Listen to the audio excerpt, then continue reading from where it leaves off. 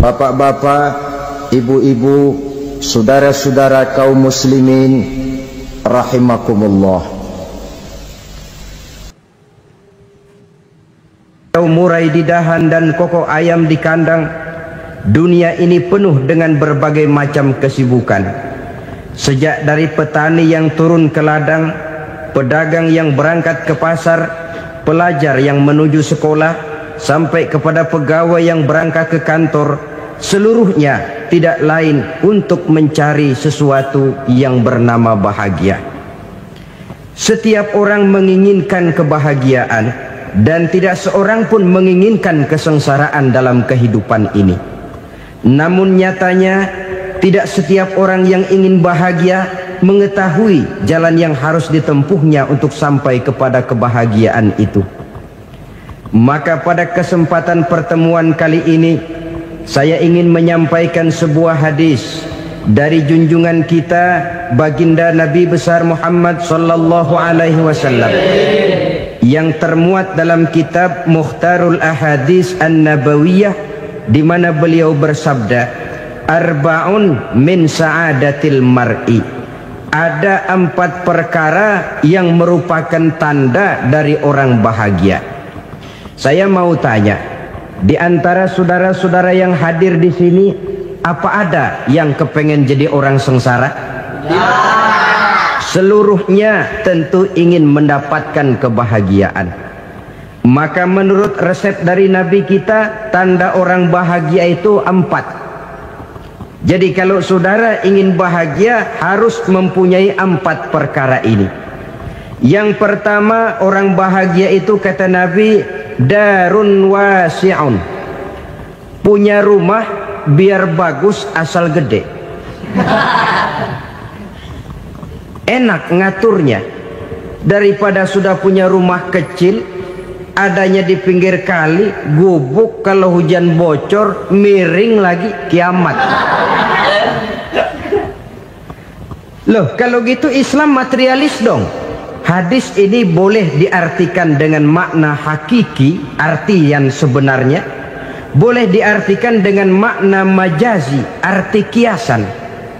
Kalau dia diartikan dengan arti kias, maka yang dimaksud darun wasi'un ay qalbun wasi'un. Rumah yang luas tidak lain daripada hati yang lapang. Karena di situ kunci kebahagiaan yang sebenarnya. Walaupun kita cuma tinggal di petak berukuran 2 kali 3 meter, kalau hati kita luas rasanya rumah itu. Tapi biar rumah kita halamannya saja puluhan ribu hektar, ada kolam renangnya, kamar tidurnya tidak lagi terhitung. Kalau hati yang menempati rumah itu sempit, maka akan terasa sempit jugalah rumah itu. Tempat bergantungnya tidak lain adalah hati. Marilah kita mencoba melihat berbagai pandangan orang tentang bahagia ini. Ada orang menyangka bahwa bahagia itu kalau dia mendapatkan harta yang sebanyak-banyaknya. Siapa yang banyak harta, dialah raja. Apa yang dia mau, seluruhnya bisa dibeli. Keamanannya, dia bisa menyewa petugas. Seluruh fasilitas untuk menyenangkan kehidupannya bisa dibeli. Pendeknya, hartalah segala-galanya dalam kehidupan. Sampai ada pepatah mengatakan, innad darahima fil amakini kulliha taksur rijala mahabatan wa jalala. Sesungguhnya harta, dinar, dirham, uang di mana-mana selalu bikin hebat orang yang memilikinya. Coba lihat, orang yang punya duit sama yang enggak punya duit, jangan gaya hidupnya, gaya jalannya aja lain. Wahia lisanun liman arada fasahatan, wahia silahun liman arada qitala. Uang adalah senjata yang paling ampuh bagi orang yang mau pergi perang, dan lidah yang paling fasih bagi orang yang mau bicara. Kalau bicara dengan lidah macet, cobalah bicara dengan harta, lancar. Sampai ada pepatah demikian, segalanya bisa diatur dengan harta. Maka di kalangan orang yang berpandangan semacam itu, seluruh kegiatan hidupnya hanya terfokus kepada bagaimana mengumpulkan harta yang sebanyak-banyaknya. Tidak peduli halal haram, tidak kenal sore pagi siang dan malam, tidak sempat sujud, jauh dari agama, jauh dari kehidupan yang bersifat ruhaniyah, jauh dari Allah dan sebagainya. Sampai dalam Al-Quran dikelompokkan dalam kelompok yang dinamakan lumazah. Allazi jama'a malahu wa 'addadah yahsabu anna malahu akhladah. Mereka mengumpul-ngumpulkan harta sebanyak-banyaknya dan menyangka bahwa harta yang banyak itu dapat mengekalkan hidupnya, mengekalkan kekayaannya, mengekalkan kebahagiaannya. Saudara hadirin yang berbahagia, kalau pandangan hidup ini benar, artinya kalau harta memang merupakan satu-satunya hal yang dapat membuat orang bahagia, tentu di rumah mewah tidak akan pernah ada tangis derita. Tentu di satu tempat di mana fasilitas hidup serba menunjang tidak ada yang namanya penderitaan. Tapi suka dan duka, sedih dan gembira, senyum dan tawa adalah milik setiap orang, baik dia punya harta maupun dia tidak punya harta. Nyatalah bahwa harta semata-mata bukan merupakan jaminan bahwa orang akan bahagia. Walaupun tanpa harta orang sulit untuk bahagia. Saya mau cerita, ada orang super kaya, namanya Aristotle Onesimus, raja tanker Yunani. Dia punya kapal tanker saja konon sampai 11 banyaknya. Punya perusahaan penerbangan yang disebut Olympic Airlines. Punya hotel di berbagai kota besar di dunia ini, sejak dari New York, London, Paris, Rome dan sebagainya. Bahkan punya pulau yang dia namakan Pulau Scorpio. Ini kan namanya sudah kaya nggak tanggung-tanggung, punya pulau. Nah, dia punya 2 orang anak, yang satu laki-laki namanya Alexander, yang satu perempuan namanya Maria Onesimus. Seluruh harapannya tertumpah kepada anak lakinya Alexander ini, yang akan meneruskan usahanya, meneruskan kekayaannya, meneruskan dinastinya. Apa yang terjadi? Ternyata anak yang dia harapkan yang bernama Alexander ini mati muda dalam kecelakaan pada waktu dia olahraga. Apa olahraganya? Namanya olahraga anak orang kaya, golongan jet set. Olahraganya olahraga pesawat terbang. Jatuh, ya nggak kapungut, habis mati. Tinggal satu anak perempuannya, Maria Onesimus. Tapi anak perempuan ini juga malah urakan. Terakhir dia pacaran, bahkan kemudian kawin sama orang Rusia. Rupanya Aristotle Onesimus ini broken. Kekayaannya yang berlimpah ruah, perusahaannya yang begitu banyak, siapa yang akan meneruskan? Siapa yang akan menggantikan? Sampai kemudian dia mengurung diri di Pulau Scorpio dan mati di sana secara mengenaskan. Seorang multi jutawan, seorang yang super kaya, mati menyendiri di pulau sepi. Ibarat kata pepatah, anak ayam mati di lumbung. Bukan kekurangan makanan, keurugan makanan. Begitu kehidupan Aristotle Onesimus. Dan banyak orang-orang yang sudah demikian kaya sampai dibingungkan oleh kekayaannya sendiri. Telusurilah kehidupan David Rockefeller misalnya, Henry Ford misalnya, Adnan Khashoggi misalnya. Multi jutawan yang kadang-kadang dibuat keder oleh kekayaannya sendiri. Pantas ketika Imam Ali ditawarkan orang, "Ya Ali, kalau kepadamu disuruh pilih ilmu atau harta, kau pilih mana?" Ya jelas pilih ilmu dong. Kenapa? Pertama, ilmu kalau kita berikan kepada orang lain tambah. Tapi harta kalau kita berikan kepada orang lain kurang. Saudara punya uang 10.000, dibagi orang 5.000, jelas uang saudara berkurang. Tapi saudara punya ilmu diberikan kepada orang lain bisa, saudara pun makin mantap. Tidak lantas jadi bodoh karena ngajarin orang. Saudara bisa Fatihah lalu mengajarkan orang Fatihah. Orang bisa, saudara pun makin hafal. Tidak lantas setelah diajarin orang ilmunya hilang. Begitu datang dia minta orang, tolong ajarin saya Fatihah, udah habis, nggak ada.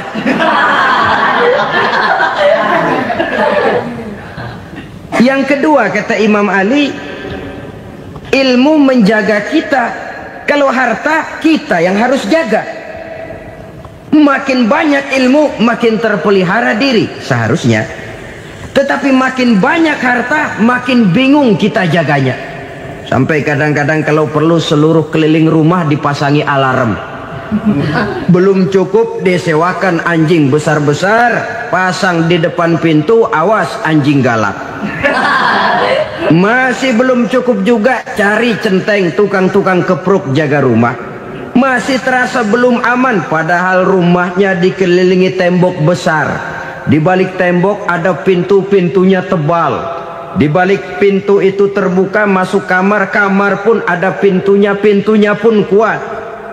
Masuk ke dalam kamar ada lemari, lemarinya pun pintunya kuat, dikunci, kuncinya pun kuat. Tapi terhadap seluruhnya yang timbul cuma sekedar was-was saja. Kesimpulannya sekali lagi, tanpa harta orang memang sulit untuk bahagia. Tapi harta semata-mata tidak merupakan jaminan orang akan bahagia. Dengan hati yang luas, itu modal utama untuk mencapai kebahagiaan hidup. Orang yang hatinya luas, saudara-saudara, punya hati yang lapang, melihat kenyataan hidup ini, dia bersyukur senantiasa kepada Allah. Lantas tidak timbul hasud dan iri hatinya. Oleh karena itu jiwanya selalu lapang. Kalau tidak, cupik hati namanya, dangkal pandangan, tidak senang melihat orang lain dapat nikmat, dan itu sering dijadikan contoh. Kalau orang yang lapang dada, dia lihat tetangganya beli TV baru, dia berkata, alhamdulillah ya, tetangga kita beli TV, mudah-mudahan kita bisa ikut nonton. Lapang dadanya. Tapi orang yang sempit hati, lihat tetangga beli televisi, meriang. Enggak diapa-apain, meriang. Besoknya dengar tetangga beli motor, makin sakit, ke rumah sakit. Lalu di rumah sakit dengar tetangganya beli mobil, mati. Disiksa oleh perasaannya sendiri. Orang kalau hati sudah sempit dalam hidup, kemanapun dia pergi, sempit rasanya medan kehidupannya. Kemudian kita melihat juga ada orang yang menilai bahwa bahagia itu katanya kalau punya kedudukan yang tinggi, pangkat yang agung, wibawa yang besar. Mungkin betul, tapi mungkin juga tidak. Bergantung kepada hati orang yang punya pangkat itu. Sama dengan harta tadi. Harta akan membawa bahagia kalau dia jatuh ke tangan orang yang berhati lapang. Tapi harta akan jadi bencana kalau jatuh ke tangan hati orang yang sempit. Pangkat akan membawa bahaya kalau jatuh di tangan hati orang yang sempit. Lebih dari itu, kenyataan mengajarkan kepada kita bahwa ternyata pangkat dan jabatan tidak selamanya memberikan kebahagiaan dalam kehidupan. Bahkan resikonya kelewat besar. Beberapa bukti kita bisa ambil dari para pemimpin dunia yang menjadi korban lantaran pangkat dan jabatan yang disandangnya. Saudara ingat Presiden Abraham Lincoln dan John Kennedy dari Amerika? Dibunuh orang. Park Chung-hee dari Korea Selatan, Ziaur Rahman dari Bangladesh, Anwar Sadat dari Mesir, terakhir Indira Gandhi dari India, menjadi korban dari pangkat dan jabatan yang disandangnya dari orang-orang yang tidak senang dia memegang jabatan itu. Dia akan mudah mengundang bencana. Sehingga pantas kalau seorang presiden terkemuka Amerika, Harry Truman namanya, dia mengatakan jabatan presiden itu, kata dia, seperti orang nunggang macan, naik macan. harus kita taiki, kalau enggak dia bakal nerekam kita, ngeri katanya. Adapun orang yang hatinya lapang, kalau dia menerima pangkat dan jabatan, dianggapnya itu satu kesempatan untuk berbuat baik. Tapi orang yang berhati sempit, menerima pangkat dan jabatan, bukan kadang-kadang menerima, malah berusaha setengah mati mencapai dengan segala cara. Kalau perlu jilat atas, jilat atas. Jadi golongan sumuhun dawu. Jadi kelompok kulon nuwun, yes sir, yang kerjanya cuma oke bos. Kalau perlu jilat atas, jilat atas. Kalau perlu injak yang bawah, injak yang bawah. Perlu sikut kiri kanan, sikut kiri kanan. Yang penting pangkat dapat, jabatan dapat. Orang yang semacam ini, kalau sudah mempunyai pangkat dan jabatan, biasanya dia tidak menganggap itu sebagai amanah, tidak menganggap sebagai kesempatan berbuat baik, tapi malah kesempatan untuk memperturutkan hawa nafsunya yang dilatar belakangi oleh kesempitan hatinya tadi.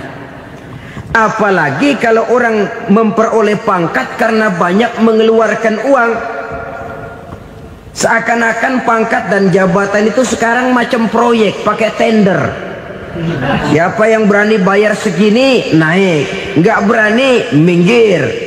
Padahal logikanya, kalau orang mencapai satu jabatan karena banyak mengeluarkan uang, hampir bisa dipastikan bahwa setelah jabatan itu dia pegang, langkah pertama yang akan dilakukannya ialah berusaha bagaimana uang yang dia keluarkan supaya kembali. Ya paling kurang pulang modal dulu dong. Soal mikirin rakyat soal nanti, tapi ini modal harus pulang. Itu celakanya kalau orang memperoleh pangkat dan jabatan cuma karena banyak mengeluarkan uang. Jarang orang yang mempunyai keyakinan dan pandangan bahwa pangkat dan jabatan merupakan amanah. Jadi sekali lagi, pangkat dan jabatan mungkin saja membawa kebahagiaan kalau jatuh ke tangan orang yang berhati lapang. Tapi bisa jadi bencana kalau dia jatuh ke tangan orang yang mempunyai hati yang sempit. Dan lagi-lagi stresnya hati yang lapang.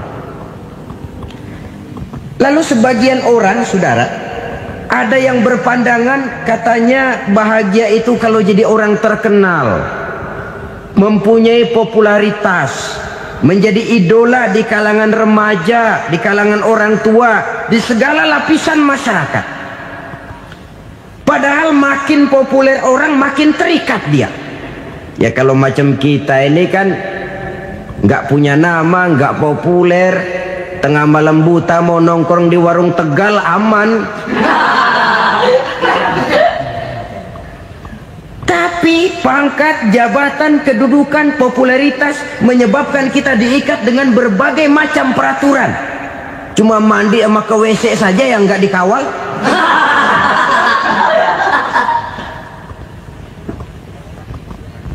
Benarkah popularitas, ketenaran membawa kebahagiaan? Mungkin ya, tapi mungkin juga tidak. Kenapa? Banyak orang-orang populer yang mengakhiri hidupnya secara tragis. Kita ambil beberapa nama. Di Amerika tahun 60-an ada bintang seksi paling terkenal yang dijuluki seks bom, bom seksi. Sampai sekarang jadi legenda, namanya Marilyn Monroe. Singkatan doublenya itu inisialnya MM, Marilyn Monroe. Terkenal top sampai dia mati tahun 62, namanya sekarang masih saja dibicarakan orang. Kenapa dia bunuh diri? Tidak punya hartakah dia? Banyak. Kurang populerkah dia? Seluruh dunia mengenalnya. Sejak rakyat kecil sampai pejabat tinggi dia punya hubungan. Kenapa? Jenuh. Dia terlahir dalam keadaan yatim. Setelah itu tidak lama dia berangkat remaja, ibunya meninggal, pindah dari wanita asuh ke wanita asuh sampai 12 orang ibu angkatnya. Dan kekecewaan yang paling parah, setiap laki-laki yang dekat dengannya hanya seperti kapal berlabuh, datang dan pergi silih berganti. Padahal dia merindukan seseorang yang bisa melindungi hidupnya. Dia rindukan itu dan dia tidak pernah menemukan. Itu yang akhirnya menyebabkan dia minum pil tidur kelewat dosis, minum obat tidur kebanyakan, ya tidur terus sampai sekarang.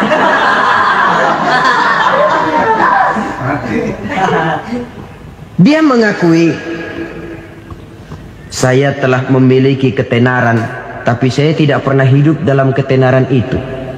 Saya pandai main sandiwara, tapi saya ingin hidup dalam alam yang real sebagaimana umumnya orang. Itu yang dia rindukan. Menyusul jejak yang namanya Marilyn Monroe ini, Billie Holiday, saudara kenal tentu. Di rumah sakit dirawat, dia juga minum obat overdosis, mati lagi. Jimi Hendrix minum obat tidur overdosis kelewat batas, mati lagi. Lalu yang menghanyutkan diri di danau, Janis Joplin dan Brian Jones. Ini orang-orang populer, orang-orang terkemuka yang mengakhiri hidup secara tragis, bukan karena tidak terkenal, mungkin karena sudah saking terkenalnya. Contoh paling belakangan, Bruce Lee. Wah, ini tukang-tukang keprok tentu kenal siapa dia. Sampai sekarang pun tabir kematiannya masih merupakan misteri. Dan yang masih hidup juga menunjukkan gejala yang aneh. Michael Jackson, rumahnya di Beverly Hills itu dijaga sedemikian rupa, dan dia selalu curiga kepada setiap makanan harus steril, bersih dari segala macam kimia. Kemana dia pergi, itu tukang-tukang keprok sudah selalu menjaga dan mengawal, dan dia seakan takut menunjukkan mukanya yang asli. Hingga kalau tampil ke tengah di luar show, dia kadang memakai pakaian yang tidak menunjukkan dia yang sebenarnya, takut dikenali orang. Ternyata popularitas sering jadi momok yang meracuni kehidupan manusia. Oleh karena itu, benarlah junjungan kita pada saat beliau mengajarkan orang akan bahagia kalau dia mempunyai hati yang lapang. Nah, sekarang masalahnya untuk mendapatkan hati yang lapang, caranya bagaimana? Kita kembali kepada konsep Quran. Allah mengajarkan, ala inna bi dzikrillahi tatmainnul qulub. Ketahuilah bahwa dengan banyak mengingat Allah, hati akan tenang, jiwa akan lapang. Dengan kata lain, dekat dengan agama, merasakan kehadiran Allah dekat dalam hidup. Itu muara pertama untuk mencapai hati yang lapang. Ala inna bi dzikrillahi tatmainnul qulub. Jangan macam orang sekarang ingin mendapatkan ketenangan lalu tapak di puncak gunung, di gua-gua, di tempat sepi. Iyalah kalau nggak ada ular.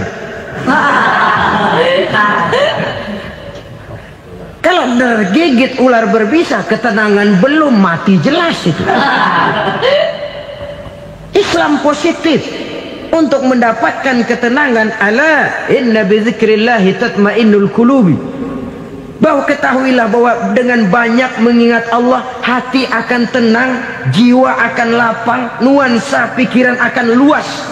Karena yang namanya bahagia ada dimanapun manusia berada.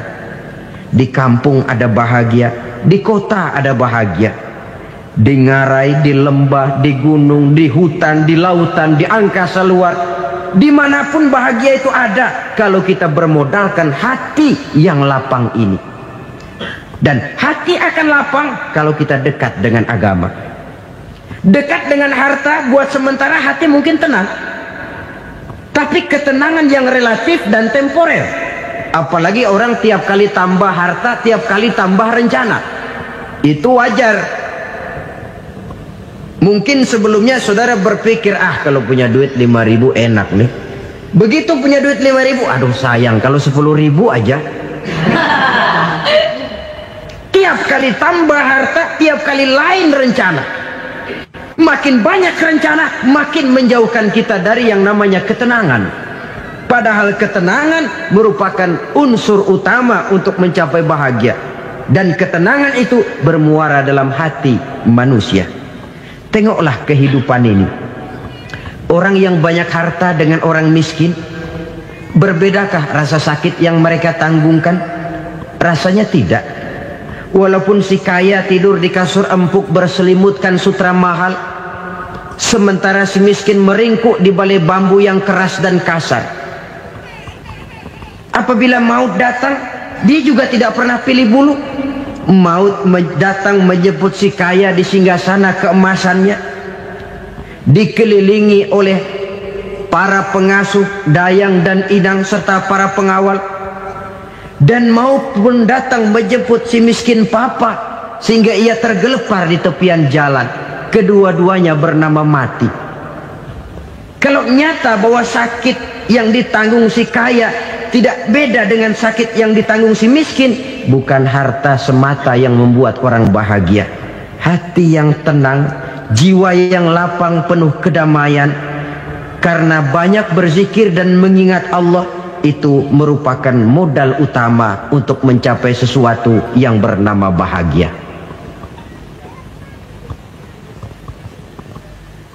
Saudara hadirin yang saya hormati, inilah yang pertama dari 4 ciri yang digambarkan oleh Nabi tentang tanda-tanda orang bahagia. Dan harus berangkat dari yang pertama ini, hati yang lapang. Ini yang harus kita miliki lebih dahulu. Baru nanti akan menyusul kepada poin yang ketiga, kedua, dan selanjutnya. Sebab kalau hati sudah terisi dengan jiwa yang lapang, seluruh persoalan insya Allah akan bisa kita atasi dengan sebagaimana mestinya. Yang kedua sekarang, tanda orang bahagia menurut baginda Nabi, markabun syariah. Orang bahagia itu, kata beliau, punya kendaraan biar cepat asal lancar. Artinya kemana dia mau pergi mudah. Apa maksud hadis ini? Kalau kita kaji lebih dalam, kendaraan itu kan alat transportasi. Transportasi tidak lain adalah usaha memudahkan komunikasi. Pindah dari situ kepada teori bahwa manusia adalah zon political, makhluk bermasyarakat yang tidak bisa memenuhi kebutuhan hidupnya secara sendirian. Kita memerlukan keberadaan orang lain dalam kehidupan ini. Untuk memakai baju saja kita sudah perlukan petani yang tanam kapas, pabrik yang memintal kapas jadi benang, pabrik yang menenun benang jadi kain, sampai kepada mesin jahit, sampai kepada tukang jahit. Itu cuma untuk memakai pakaian saja. Tidak seorang pun di antara kita yang sanggup memenuhi kebutuhan hidupnya secara sendiri. Kita perlu orang lain. Maka kebebasan dalam arti mutlak, kebebasan tanpa batas, itu tidak mungkin ada dalam kehidupan. Karena kita mengadakan yang disebut interaksi sosial. Setiap kegiatan kita tentu melibatkan orang lain. Menurut kita barangkali kita bebas jalan di jalan raya semaunya, tapi orang lain berkendaraan pun merasa bahwa ini ada juga jalan haknya, dan begitu selanjutnya. Oleh karena itu, maksud dari kendaraan yang cepat ini adalah khulatuhu ma'as solihin. Lingkungan pergaulannya terdiri dari orang-orang soleh. Pergaulannya luas. Kemana dia pergi ada temannya. Kesulitannya ada tempat dia cerita. Dan kesulitan kalau sudah diceritakan kepada orang lain, taruh kata orang itu tidak bisa menolong, namun menceritakannya kepada orang yang kita percayai, kan paling kurang sudah mengurangi beban jiwa, mengurangi tanggungan batin, merasa masih ada tempat kita cerita. Maka lebih baik orang awam yang mau bergaul ketimbang orang setengah alim tapi ngunci pintu. Sebab nantinya akan timbul sikap picik, cupik pandangan, dan tidak luas menghadapi kenyataan dalam kehidupan ini. Namun yang harus kita garis bawahi, pergaulan memang mesti luas. Namun jangan sekali-kali lupa bahwa pergaulan sangat besar pengaruhnya dalam ikut membentuk kepribadian manusia. Sehari-hari bisa kita bilang, kalau kita dekat sama tukang minyak wangi, sekalipun nggak dibagi minyaknya, baunya tentu dapat. Betul? Tapi dekat sama tukang elas, walaupun nggak kena apinya, asapnya mesti kena. Kalau Syauqi mengatakan lebih jelas lagi, man asyaral asyrafa asa musyarrafan wa muasyiral anzali ghairu musyarrafin. Awalam taral jildal hakira muqabbalan bisagri lamma sara jildal mushaf. Siapa yang bergaul dengan orang mulia, dia bakal ikut menjadi mulia. Tapi siapa yang berteman dengan orang hina, dia tidak bakal ikut menjadi mulia. Tidakkah kau lihat, kata Syauqi, kulit kambing yang hina pun dicium orang ketika menjadi kantong Quran. Kulit kambing hina, kalau dia sendirian gak ada yang mau cium. Tapi begitu dia bergaul dengan Quran, menjadi kantong Quran, dipakein minyak wangi, ditaruh di tempat yang tinggi, mau diambil dicium dulu, dibawa dengan penuh hormat dan hati-hati. Kulit kambing yang hina lantaran berteman dengan Quran, numpang mujur. Tapi coba lihat kalau kulit kambing berteman dengan kayu, jadi beduk, habis.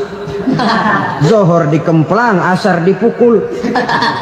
Itu pun sedikit saja, cuma salah milih teman. Yang temannya Quran dihormati orang, yang temannya kayu lantaran jadi beduk, gelap-gelap subuh orang udah kemplangnya.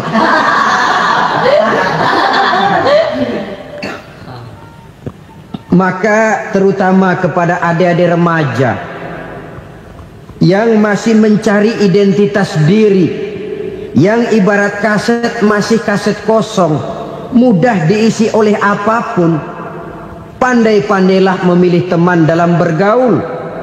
Karena banyak orang yang tadinya baik-baik, ketika terseret dalam pergaulan dengan orang yang tidak baik, kebaikannya menjadi lentur dan luntur. Tapi berapa banyak bajingan-bajingan tengik, orang-orang yang berlumur noda dan dosa, tiap hari melakukan maksiat, namun bergaul dengan orang yang baik-baik, pada akhirnya sedikit demi sedikit beringsut dan berangsur dia terbiasa mengikuti kebaikan-kebaikan. Saya tekankan ini kepada remaja karena mereka masih mencari identitas diri. Apa yang mereka lihat mereka mau, apa yang mereka dengar mereka ingin tahu. Coba lihat kehidupan remaja. Pulang nonton film Rambo, pengen jadi Rambo, gagah, maunya belekai melulu. Pulang nonton film Superman, pengen bisa terbang. Pulang nonton India, nyanyi melulu. Wajar, mereka masih mencari identitas diri. Saya ini sebenarnya siapa? Lingkungan, pergaulan akan membentuk itu. Karena itu pandai-pandailah bergaul, karena ia sangat besar pengaruhnya dalam ikut membentuk kepribadian manusia. Apalagi sifat yang jelek lebih cepat menularnya ketimbang sifat yang baik. Sifat yang baik, watak yang soleh itu lambat sekali untuk menular. Tapi yang tidak baik, kan prosesnya mah kalau remaja biasanya mula-mula dengar. Karena dengar lalu pengen tahu. Karena pengen tahu lalu ngeliatin. Begitu ngeliatin kan pengen nyobain. Setelah nyobain ketagihan. Nah, ini prosesnya. Yang namanya ganja, morfin, narkotik, awalnya kan begitu. Mula-mula dengar, katanya kalau sudah fly to the sky, sudah melayang ke langit, katanya disitulah puncak kebahagiaan. Mulanya cuma dengar. Karena dengar pengen tahu. Karena pengen tahu lalu ngeliat, kumpul sama orang yang suka ngeganja. Setelah ngeliat, lah pengen ngerasain. Begitu ngerasain enak juga, ketagihan. Kalau sudah ketagihan jadi penyakit kronis, bisa merembet kepada yang lain. Iya, kalau orang tuanya mampu untuk beli morfin, beli ganja. Kalau tidak kan pikirannya ngayap, jemuran siapa ya gue sabet. Timbullah perbuatan-perbuatan negatif yang bermula dari salah pergaulan. Apalagi buat adik-adik remaja yang tinggal di kota-kota besar, yang pengaruh budaya, pengaruh kesenian, pengaruh struktur kehidupan yang nampak makin individualistis, di mana persaingan tajam, tensi ekonomi tinggi, orang mudah mengalami stres. Pandai-pandailah dalam bergaul, sekali lagi, karena ia sangat besar pengaruhnya dalam ikut membentuk kepribadian manusia. Orang bahagia punya kendaraan yang cepat, artinya punya pergaulan yang luas, dan lingkungan pergaulannya terdiri dari orang-orang yang soleh. Kemana dia pergi ada teman, kesulitannya ada tempat dia cerita. Tapi kalau sudah menyendiri, hidup sendiri, kesulitan dipikiri sendiri, bisa mati belum waktunya. Tidak ada tempat berbagi rasa, tidak ada tempat bercerita, tidak ada tempat mengurangi beban dalam kehidupan. Pantas betul kalau Islam sangat menggalakkan dan menganjurkan orang kalau sudah sampai waktunya itu untuk melangsungkan nikah. Kata Nabi, ya ma'syaras syabab man istata'a minkumul ba'at falyatazawwaj. Hai para pemuda, kalau sudah mampu memberi nafkah, kawinlah, nikahlah kamu. Kenapa? Sudah ada teman hidup, tempat berbagi rasa. Kesulitan kalau ada tempat cerita akan lebih ringan ketimbang kita telan sendiri, walaupun bobot kesulitannya sama beratnya. Saudara-saudara kaum muslimin rahimakumullah, inilah ciri yang kedua, punya kendaraan biar cepat asal lancar. Kemana kita mau pergi gampang. Dengan kata lain, setelah hati yang luas, pergaulan yang luas. Dua. Yang ketiga sekarang, tanda orang bahagia itu menurut Nabi, misbahun mudhi'un, punya lampu yang terang. Oh, itu enggak problem. Sekarang sudah zamannya listrik masuk desa, Pak. Lampu sudah terang semua. Betul, kalau itu yang dimaksud. Tapi tidak cuma itu. Karena lampu yang dimaksud di sini, lampu yang akan menerangi seluruh perjalanan hidup. Dan perjalanan hidup itu sudah dimulai sejak kita terlahir ke alam ini, sampai masuk ke alam barzah, kumpul di padang mahsyar, sampai ke akhirat. Lampu yang menerangi itu yang diperlukan. Kalau lampu, katakanlah yang paling top sekarang kan lampu jenis Mercury. Taruhlah itu di rumah kita, dia cuma menerangi rumah kita, menerangi hati pun tidak sanggup. Bila kita masuk ke alam barzah, alam kubur, sanggupkah si Mercury yang begitu terang menerangi alam barzah kita? Tidak sanggup lagi. Sanggupkah lampu yang ratusan watt, bahkan puluhan ribu watt menerangi kehidupan di padang mahsyar? Tidak akan sanggup lagi. Kalau demikian, yang dimaksud lampu yang terang di sini apa? Tidak lain amal soleh, kebajikan yang kita lakukan dalam hidup. Itu yang akan jadi lampu penerang.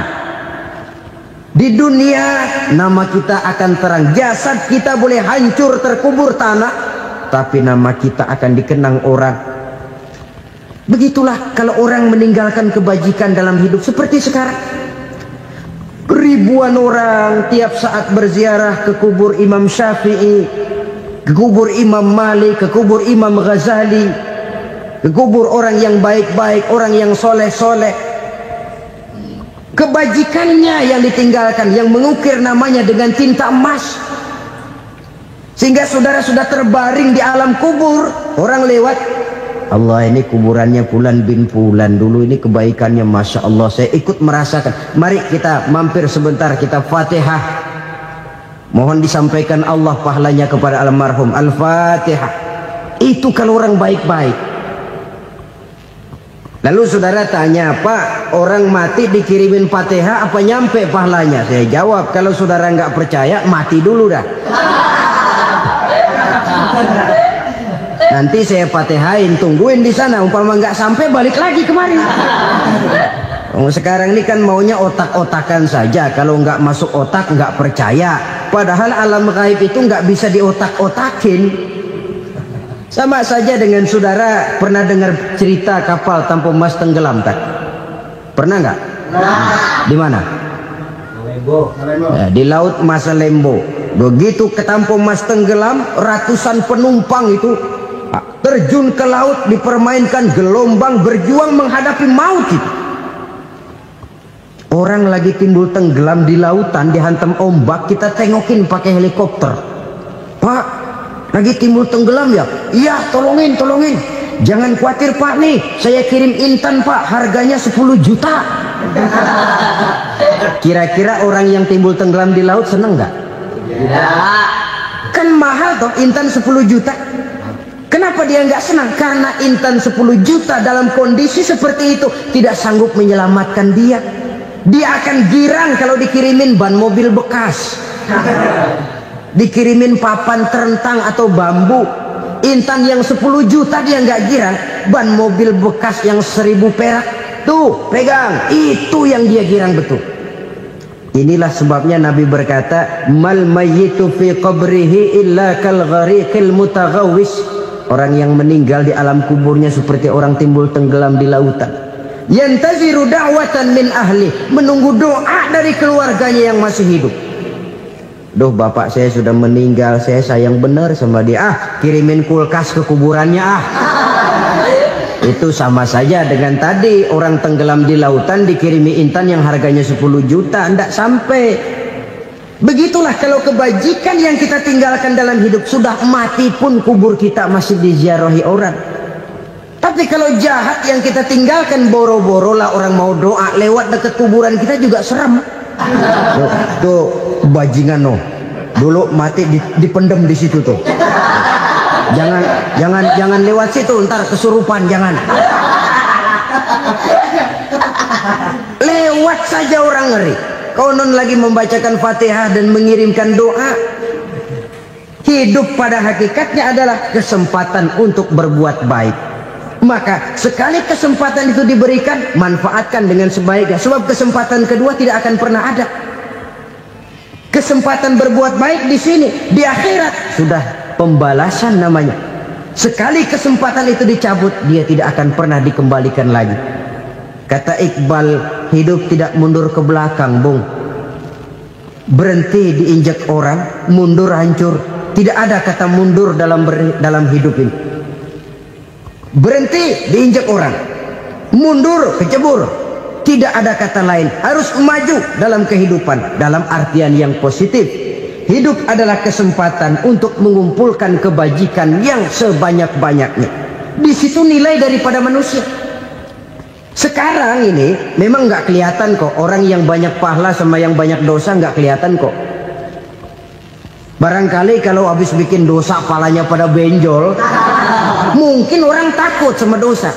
Tapi sekarang sama saja, orang yang banyak dosa dengan yang nggak banyak dosa jalan bareng dari belakang, sama, nggak kelihatan beda. Tapi ada waktunya di mana pahala memegang peranan, di mana dosa diperlihatkan. Sama saja kalau kita bawa mobil siang, lampu kan nggak begitu berfungsi. Apa lalu bilang, alah ini lampu berat-beratin, copot-copotin aja dah. Tidak perlu begitu. Kenapa? Pada suatu saat malam senja akan datang. Bila matahari terbenam, senja pun datang, gelap mulai merayap, disitulah baru terasa perlunya lampu. Pahala begitu. Sekarang orang yang nggak ada pahalanya nggak kelihatan dalam kehidupan. Tapi pada suatu saat senja kehidupan akan datang.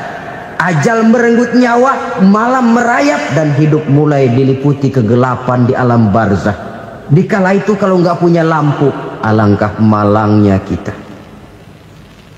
Sebab amal yang baik, kata Nabi, di alam barzah itu akan diciptakan menjadi perempuan yang cantik menemani kita. Amal yang jahat akan menjadi orang yang paling jelek nemenin kita. Sudah di tempat gelap yang nemenin jelek.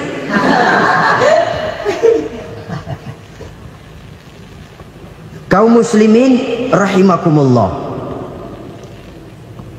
Kalau demikian masalahnya, tergantunglah kita pandai memanfaatkan waktu. Al-waktu kasayf, waktu itu cepat sekali. Yang namanya waktu itu tahu-tahu. Tahu-tahu udah tahun 87. Tahu-tahu udah begitu. Tahu-tahu yang kemarin anak-anak, sekarang gak pada punya anak. Tahu-tahu saja itu. Begitu cepat waktu berlalu. Kalau tidaklah pandai kita memanfaatkannya, akan rugi kita. Nabi bersabda, "Man kana yaumuhu khairun min amsihi fahuwa rabih." Barang siapa yang hari ini lebih baik daripada hari kemarin, itu orang untung. Hari ini lebih baik daripada kemarin. Bulan ini lebih baik dari bulan kemarin. Tahun ini lebih baik dari tahun kemarin. Itu orang yang beruntung. Tahun kemarin sembayangnya maghrib doang, sekarang udah tambah isya. Tahun kemarin cuman Idul Fitri aja ngancem bener, sekarang udah tambah Jumat, lalu tambah lagi maghrib, tambah lagi isya, dan selanjutnya. Hari ini lebih baik daripada kemarin, itu orang yang beruntung. Wa man kana yaumuhu mislu amsihi fahuwa khasir. Lalu barang siapa yang hari ini sama saja dengan hari kemarin, itu orang rugi. Hari ini sama dengan kemarin, rugi itu. Bulan ini begitu, bulan kemarin begitu, tahun ini begitu, tahun lalu juga begitu. Rugi itu orang. Rugi apa? Rugi umur. Umur tambah, amalan gak pernah tambah. Dan saya pikir lebih merupakan azab ketimbang nikmat kalau orang dikasih panjang umur cuma untuk numpuk dosa. Mending mana? Panjang umur banyak dosa sama pendek umur dikit dosa? Mending mana? Mending mana? Ya, paling mending tentu panjang umur banyak pahala. Tapi kalau tidak, sekali lagi, lebih merupakan azab ketimbang nikmat kalau orang diberikan panjang umur tapi cuma untuk sekedar menumpuk dosa. Kehilangan kesadaran bahwa dunia bukan terminal akhir dari satu perjalanan. Dia cuma halte di mana kita berhenti sebentar untuk menuju kepada terminal yang hakiki. Saudara-saudara kaum muslimin rahimakumullah. Inilah lampu yang akan menerangi kehidupan. Amal yang kita lakukan di dalam kehidupan. Jadi yang dimaksud dengan lampu yang terang, kebajikan yang kita kerjakan dalam hidup. Nah, setiap orang di awal tadi saya bilang ingin bahagia. Bahagia itu kan hakikatnya kumpulan senang dan selamat. Senang, selamat. Apa bedanya?